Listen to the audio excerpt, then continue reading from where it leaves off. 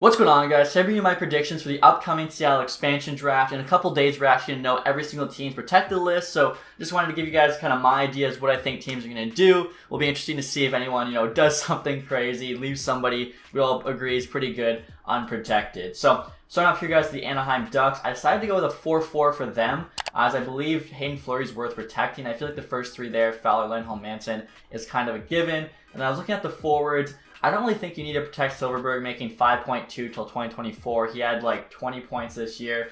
Raquel, you got her though. Same with Terry, Lundstrom, Steele. Those are the young players coming up. Max Jones being unprotected is definitely going to hurt. I see Seattle probably taking either him, Larson, or Gooley. Maybe even Sonny Milano. And then John Gibson, of course, in net, I think is an obvious protection. Up next with the Arizona Coyotes. They're protecting Darcy Kemper. Rant is actually a UFA, so that one was made easy. 7-3 for them. So we got Clayton Keller, Phil Kessel's an NMC, Schmaltz, Dvorak, Krause, Fisher, and Garland. Defensively, Ekman Larson, Chikrin, and Capobianco. Honestly, if Arizona does anything other than this, I'll be very surprised. Like, all their other defensemen are pending UFAs, Goligoski, Jarmelson, Demers, Osterley. One other thing I want to mention too, guys, you might notice the expansion requirements there. I made sure to have all of them filled out for every single team. You can see the Ducks there, of course, also met the requirements. Now, next up here, guys, are the Boston Bruins. Again, going to the 7-3. I've got them protecting Bergeron, Pastrnak, Marchand, Charlie Coyle. They have to because of the NMC. I feel like they'd like to leave him unprotected. Maybe, get rid of that contract. Jake DeBrusk, Craig Smith played really well with Krejci and Hall. Nick Ritchie. Speaking of Krejci and Hall, both unprotected as they're both currently unrestricted free agents. So if a guy's at UFA, there's no reason to protect them, especially if you've already had talks, you're pretty sure you can sign them. Wait to sign them until after the expansion draft. Just let you protect one more player, and I think the player's going to know, obviously, that helps keep the team he's signing with better. Defensively, McAvoy, Grzelcyk, Carlo, I think that's pretty easy. They just gave Carlo an extension. In terms of the goalies, I have them protecting Daniel Vlader, as Rask and Lack are both UFAs. I'm pretty sure Rask said he's either signed with Boston or retiring, so they really have nothing to worry about there with Seattle taking Rask. And I think Seattle knows a lot of these UFAs, they have no chance to sign, so why waste a pick? You might as well get somebody else from that team.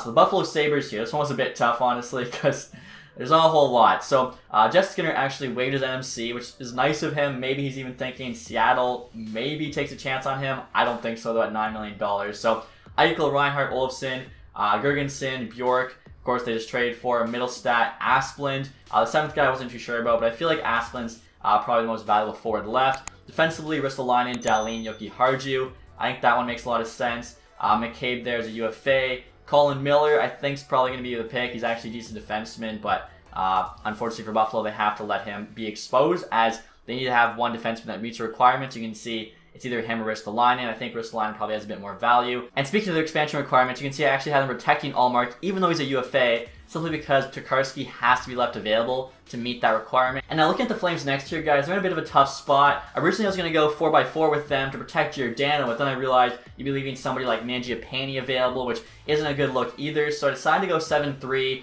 Giordano is left exposed, but he's 37 years old. 1 year left on a pretty big cap hit. Could Seattle still take him? I think so, but if I'm Seattle, I'd probably rather have the younger Oliver Shillington, who can actually, grow with the team. Markstrom and Net's a no-brainer. Then you got Kachuk, Goudreau, Monahan, Lindholm, Mangiapane, Dubé, and Simon as the 7 forwards. Lucic, just like Skinner, waived his NMC, and Backlund has to be left unprotected to meet the exposure requirements. Now, he's 32, making 5.3 for another 3 years. I don't really see Seattle taking him, but maybe they like his two-way game. Give him a try.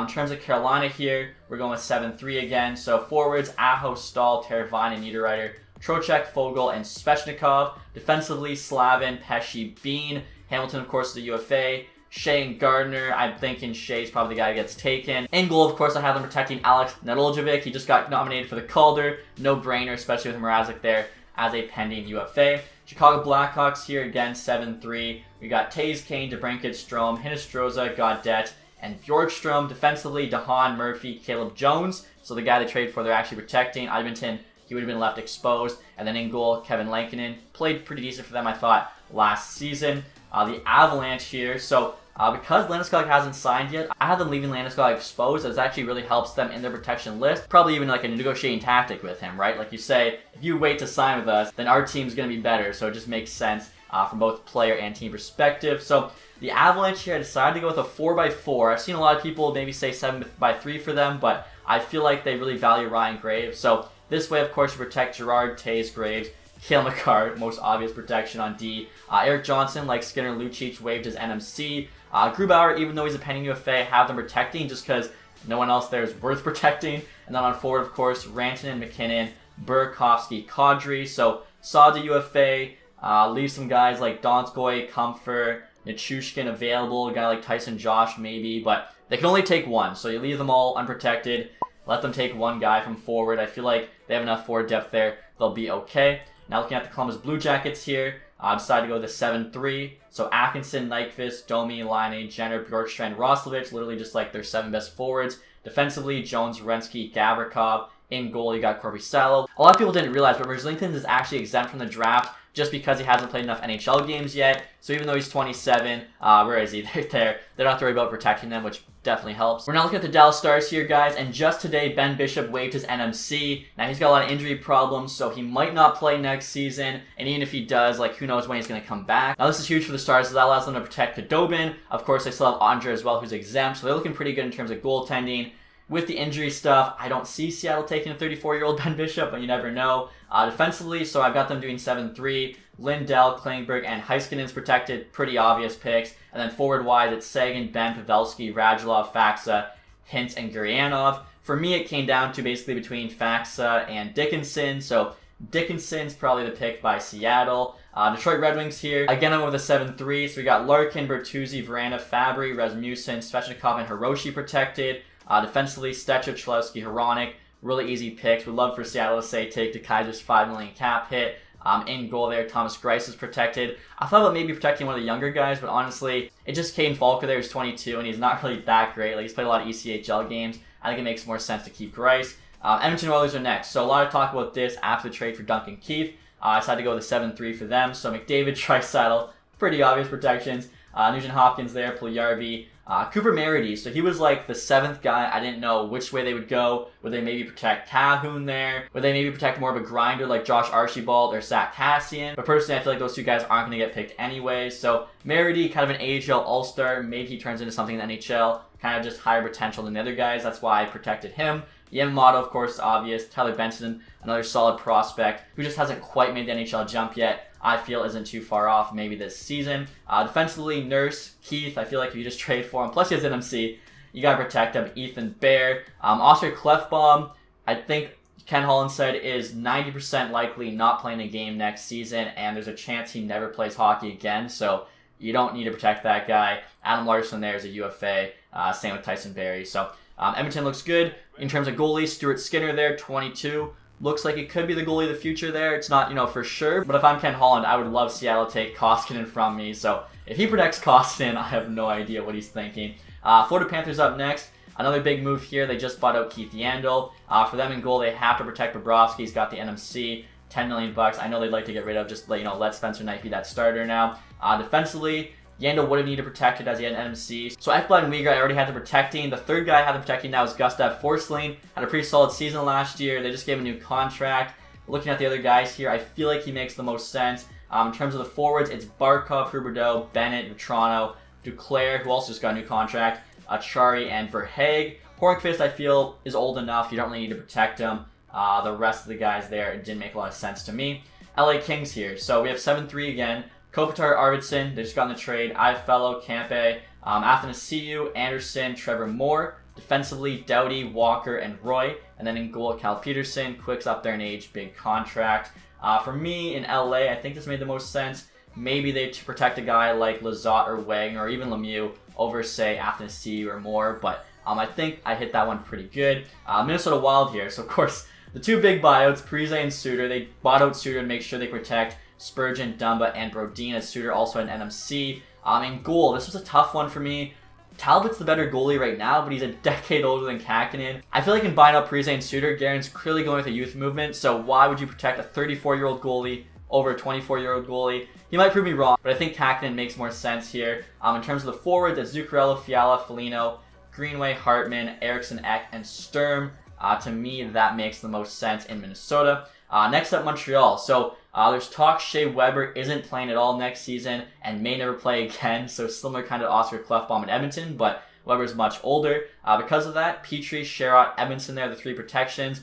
I think that makes, the most sense. Also, guys, I just want to note my predictions are a mix of what I think they will do and what I think they should do, as honestly, I'd probably protect Kulak over one of these two. But looking at how much they played in the playoffs, I think it's going to be those three. In terms of goalies, Carey Price, obviously. Now, forwards, this was a really tough one. So, Jonathan Duran, I really don't know if they protect him or not. In my personal opinion, I feel like you protect him just because he has a lot more value than other guys that you would kind of protect over him. I think, if he wants to change the scenery, whatever, he has that value where other guys do not, even though he didn't play in the playoffs. Behind him, Anderson, Toffoli, Gallagher, auto protects. Deneau, I actually had an extra protection spot, so I just used it on him. Lehkonen, Kotkaniemi. Jake Evans, basically, it was between him and Duran for me. And like I just said, I feel like if you're going to trade both guys, Duran gets you a lot more than Evans. And that's just kind of what it came down to for me. And if you're wondering why I protected a UFA Deneau, it's because ideally you protect Evans, but then you're actually one shy of the exposure requirement. So in that case, basically had an extra spot. Looking at everyone there, I felt like it just made the most sense not even let Seattle talk to Deneau. Nashville Predators here. So this is a very interesting one. I think it's the only one where I'm going with 8, and it's 5 defensemen and only 3 forwards. I guess we'll start with the goalie. Saros is just an obvious. So the 5 D-men, Yossi, Ellis, Ekholm, Fabro, and Alexander Carrier. In terms of the forwards, I'm only protecting Forsberg, Luke Kunin, and Cal Yarncroc. Reason being, Duchesne and Johansson both making $8 million for the next, 4 or 5 years. If they want to take that $8 million contract on either of them, go ahead. Guys like Granlund and Hall are UFAs. Colton Ceason's there's got a long contract, not too expensive. It just makes the most sense. I heard, rumblings they might do this, and looking at it, I agree. I think 5-3 with the 5 defensemen for Nashville makes the most sense. The Devils here. So, again, it's a 7-3. That's the case for most teams. We got them protecting Hischier, Wood, Bratt, Zaka, McLeod, Kukkonen, and Sharangovich. Defensively, Severson, Butcher, Siegenthaler, who they just signed, goalie, Mackenzie Blackwood. I had them not protecting PK Subban because, again, the $9 million cap hit, they probably don't mind losing. And I feel like there's a chance Seattle maybe takes them just because Subban's a big name. There's not very many big names available in this expansion draft. Probably good for marketing, things like that. The Islanders here, again, 7-3. So Barzell, Lee, Nelson, Everly, Pajot, Bailey, Beauvillier. Defensively, Pollock, Pellick, and Mayfield. Letty being unprotected is a pretty big name there. And then Varlamov in net. But honestly, they might have to lose Letty anyways to get guys signed. So could be, a tough loss because they maybe could, trade him for something. But still helps them with cap relief. New York Rangers here. So again, 7-3. Panarin, Kreider, Zibanejad, Strome, Buchnevich, Hiddle, and Howden.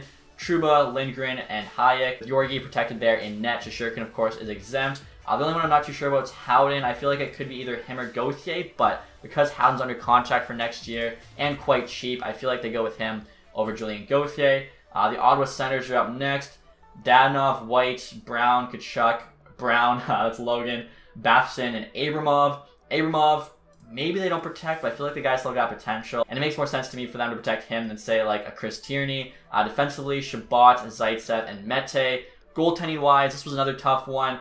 I went with Philip Gustafsson. They gave up a lot to get him in the trade with Pittsburgh. I feel like he's got a bit more potential than Joey Decord. Murray, I feel like you can pretty safely guess Seattle will not take with that big cap hit. After that, you have the Philadelphia Flyers. So this is another very interesting one, as they have 2 very good players available just because of their age and cap hit. So Voracek here, 31 years old, $8 million till 2024, not protected. Same goes with JVR, 32 years old, $7 million till 2023. They both had around 45 points this year in the shortened season, which is very good. But again, I think their aging contract means Philadelphia can leave them exposed and pretty safely say Seattle won't take them. And if Seattle does, that of course gives them a bunch of money to work with. So Giroux, Hayes, Konechny, Couturier, Lindblom, Lawton, and Nolan Patrick are who I have being protected. Defensively here, Provorov, Sanheim, Myers. Gostisbehere I have being unprotected. I think that makes sense just with him being on waivers, things like that. I don't really think, his value is that high in the organization, at least not more than 3 guys protected. Goaltending-wise, Carter Hart is a no-brainer. So the Pittsburgh Penguins here, this was another kind of tough one. Going 7-3, Malkin, Crosby, Gensel, Zucker, Rust, Kapanen, McCann. Jeff Carter, they just traded for, played really well for them, but just with his age, I can't see them protecting him over some of the other guys. Plus, probably doesn't get taken by Seattle due to the age. Letang, Dumoulin, Peterson on D. And then I've actually got them protecting Casey DeSmith in net. So I feel like just kind of thinking about it, strategy-wise, even if Jerry they still think is their starter for next year, DeSmith makes a lot more sense as he's a very cheap and solid backup at $1.25 million. I feel like exposed, there's a good chance Seattle takes him, whereas Jerry, with his play in the playoffs, even kind of the end of the regular season, making $3.5 million there, Seattle's probably not as likely to take him. So if you protect Smith, there's a good chance you keep both your goalies, whereas if you protect Jerry, you probably lose to Smith for sure. So just again, from like a strategy perspective, I think that makes more sense. The San Jose Sharks here, so this is another tough one.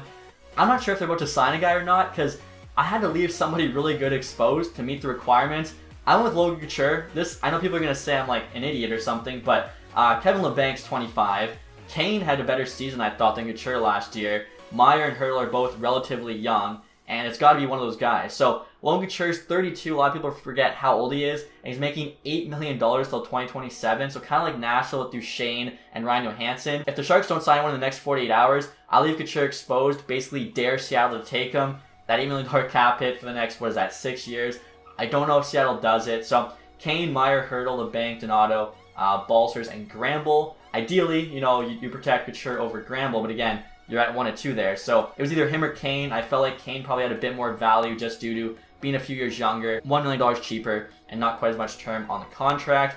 Defensively there, Carlson, Burns, Edward Vlasic, I protect. I thought about maybe leaving Burns exposed, but honestly, I feel like they protect him because if they decide to move on from him, you retain, say, $2 million on Brent Burns, trade him at $6 million. You should be able to get a decent return from some team. Goaltending wise, Corner is the only guy they can protect other than Jones. They would love for Seattle to take Jones, but probably not going to happen. So the St. Louis Blues here, another tough one. In terms of the forwards, it's O'Reilly, Tarasenko, Shen, Perron, Sammy Blais, Thomas, and Kyrou. Defensively, Falk, Krug, Parayko, goalie, Jordan Binnington. So on D, they leave Vince Dunn unprotected. I know they're trying to trade him. Even if they leave him unprotected, I think they can still trade him before the expansion draft. I might be wrong about that. If not, expect to trade like in the next 48 hours here for Vince Dunn. Forwards-wise, really no one crazy, I don't think, is left unprotected. It's basically just Vince Dunn there. And they said they're going to try and trade him, so I see them trade him before the draft. Tampa Bay Lightning here, Cup winners. So I did something a lot of people have not done with Tampa Bay. I mentioned it last year when I made a video like this, but I go 4x4 for them because I feel like Tampa Bay has a lot more forward depth than defensive depth. So doing this, you can protect Hedman, McDonough, Sergachev, as well as Eric Chernik. He's the guy if you don't protect, Seattle for sure takes. On forward, you protect Kucherov, Stamkos, Point, Cirelli, your 4 most valuable forwards. You then basically give them the choice of Palat, Gord, Killorn. It's probably one of those 3 because Johnson's making a bit too much money. Goudreau, Coleman, guys like that are UFAs, so I don't think they'll be taking them. Maybe you can pay Seattle, I don't know what it costs, at least a second-round pick to take Johnson's contract. I'm not really sure if it would cost more than that. Vasilevsky, of course, the no-brainer protection in net. Now the Maple Leafs, another one here. We're actually going to go 4x4 because I feel like you protect the 4 big boys, Matthews, Tavares, Marner, Nylander,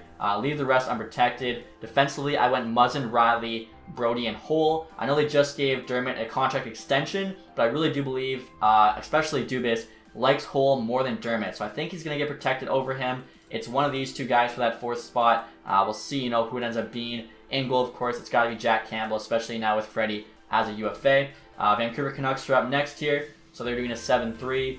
Besser, Horvat, Miller, Pearson, Peterson, Cole Lind, and Gadjevich. They kind of had like an extra 7th forward spot. Who knows what it'll be? I have it at Gadjevich. Defensively, Edler, Schmidt, Ulevi. They also have an extra spot on defense. Schmidt, Ulevi for me, and after that, I'm protecting Edler, who's a UFA, just because I love Seattle to take Myers if I'm the Vancouver Canucks, and the rest of these guys I don't really think need protecting. So basically, just kind of as a nice gesture to Edler, who's been with the team forever, I protect him. Demko, of course, for protecting a net over Holtby. That is an easy one. So the Washington Capitals here, again, it's a 7-3. Ovechkin, I thought about protecting, but I'm like, you know what? If he's not signed yet, he probably told them, leave me unprotected. Let's keep the team better. We get to protect an extra player. So Backstrom, Kuznetsov, Oshie, Mantha, Wilson, Eller, and Sprong. On forward, Carlson, Orlov, Schultz on D. Schultz I'm not too sure about. I think it's going to be either Schultz, Dillon, or Jensen. I'm just going with Schultz. And then goaltending-wise, Ilya Samsonov should be who gets protected there. And finally, we have the Winnipeg Jets. So they're protecting Wheeler, Connor, Scheifele, Ehlers, Dubois, Lowry, and Kopp on forward. Morrissey, DeMello, and Pionk on D with Hellbuck in net. So they actually have a lot of decent players available. Seattle could take a guy like Logan Stanley, who didn't look too bad this season. Same with Sammy Niku, another young defenseman. Mason Appleton, a guy who hasn't really had too much time to shine in Winnipeg. Maybe, turns into a player when he gets that extra ice time on Seattle. We saw a lot of that with Vegas, guys like William Karlsson, etc. So, yeah, Winnipeg, I think that makes the most sense. And that is it, guys, for my predictions for the protection list. Let me know what you think about them in the comments section. Again, I tried to do my best job with these, use as much logic as possible, did my research, and I feel like, I got the most accurate ones I could. Obviously, we'll see in 48 hours here how well I did. But that's gonna be it for this video, guys. Hopefully you enjoyed it. If you did, leave that thumbs up. If you haven't subscribed yet, hit the sub button. And as always, guys, thanks so much for watching. Have a nice day. Goodbye.